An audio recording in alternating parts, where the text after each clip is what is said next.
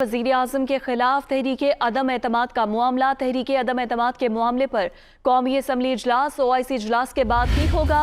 OIC इजलास के बाद ही तहरीके अदम एतमाद का मामला ऐवान में लाया जाएगा। इसी पर मजीद बात करेंगे। ब्यूरो चीफ इस्लामाबाद खावर घुम्मन हमारे साथ मौजूद हैं। खावर घुम्मन, बाकायदा तौर पर अब फैसला कर लिया गया है कि OIC इजलास के बाद ही अब तहरीके अदम एतमाद के लिए इजलास बुलाया जाएगा। अपोजिशन क्या इस फैसले से मुतमईन है? जी, इसका ताल्लुक अपोजिशन से नहीं है क्योंकि एक कानूनी मामला है। पहले कौमी असम्बली के इजलास की रिक्वेजिशन जमा करवाई गई थी अपोजिशन की तरफ से। उसके लिए 14 दिन का दरकार होते हैं स्पीकर के पास। वो 14 दिन के अंदर वो 22-23 को बनते हैं। उसके बाद फिर जब इजलास होगा, एक ऑलरेडी अरकान है PTI के जिनका इंतकाल हुआ है, तो रवायत यही होता है कि पहले दिन का जो सेशन होता है वो उस अफसोस में वो उसको जो है प्रोरोग कर दिया जाता है। उसके बाद फिर जब अगले दिन होगा, 2-4 दिन के अंदर जो भी सेशन होगा वहां पे तहरीके अदम एतमाद जमा करवाई जाएगी। 7 दिन का फिर टाइम मिलता है।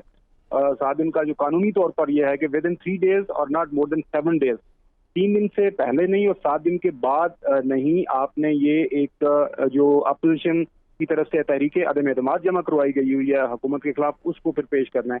तो ये एक कानूनी तरीक़ाकार है और इस हवाले से जो हमारे पास इतलात आ रही हैं कि आज जो हुकूमती इजलास हुआ है वहाँ पे यही तय किया गया है कि जो OIC का इजलास है, जो कि बहुत ज़्यादा इम्पोर्टेंट है पूरी इस्लामी दुनिया से, उनके जो फॉरेन मिनिस्टर्स आ रहे हैं, जो है मोहम्मद बिन सुल्तान जो है उनका सलमान के आने का जो क्राउन प्रिंस है सऊदी अरेबिया के, उनके आने के भी इम्कान है। साथ में खबर ये भी है चाइनीज फॉरेन मिनिस्टर और भी कुछ ममालिक से लोग आ रहे हैं। लिहाजा हुकूमत की तरफ से ये फैसला किया गया है कि क्योंकि जो तहरीके अदम एतमाद के हवाले से ज़ाहिर है मुल्क के अंदर ऑलरेडी एक जो सियासी गहमा गहमी है, सारी जो पॉलिटिकल पार्टीज हैं इस हवाले से कुछ जैसे जुलूस भी कर रही हैं।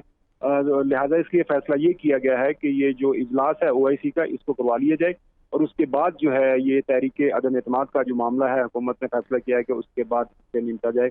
अब ये फैसला है, अब देखते हैं कि वो कौन सी डेट बनती हैं। जो तरीक़ाकार आइन के अंदर मुतय्यन है उसके मुताबिक ऐसा लग रहा है कि शायद रमज़ान के पहले रोज़े या दूसरे रोज़े वाले दिन ये डेट पड़े।